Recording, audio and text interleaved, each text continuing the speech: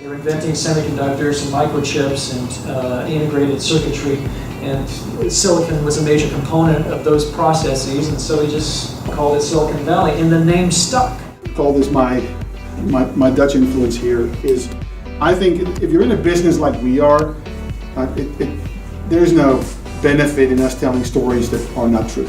In fact, I so believe in enchanting your customers that when we give out the specifications of our product, we underspec it.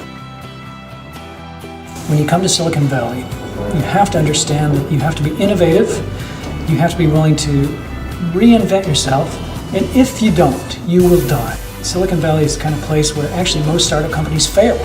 And we celebrate failure here, we celebrate the taking of risk. This is an environment where people undertake enormous risks, and they do it with other people's money, and most of the companies actually don't succeed. In Silicon Valley, that's considered okay. That's considered valuable learning. That's how we evolve on a course to continuous growth and expansion. You can lean into failure and embrace it. Learn from it, but let go of it. So, I would really like to introduce myself. Have you ever heard of Prowareness? I've never heard of Prowareness. Alright, we help companies, this is scary. There's three things I want to know when you're on a call. Who are you?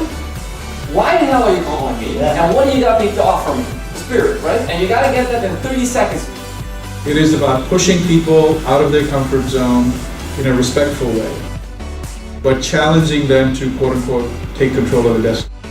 All of them, how extremely passionate they are for their own product, their own, let's say, goals, their own colleagues, their own mission. This great mix of experiences really gave me much food for thought, so it inspired back to Delft to see what practices we can apply at our companies. It's referring to the phenomenon.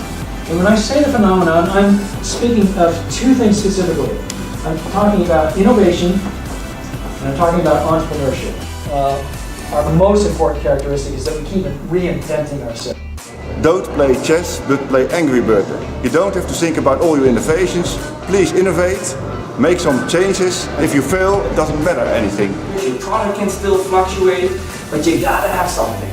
Because just some folks on an ID getting some money from some bank, which generally is parents, is not a startup. Look at 300 people or 3,000 people, or ultimately communicate with 30,000 people and say, this is the direction we're going, this is how we're going to get there, and if you want, quote unquote, to change and you believe in it, let's get after it.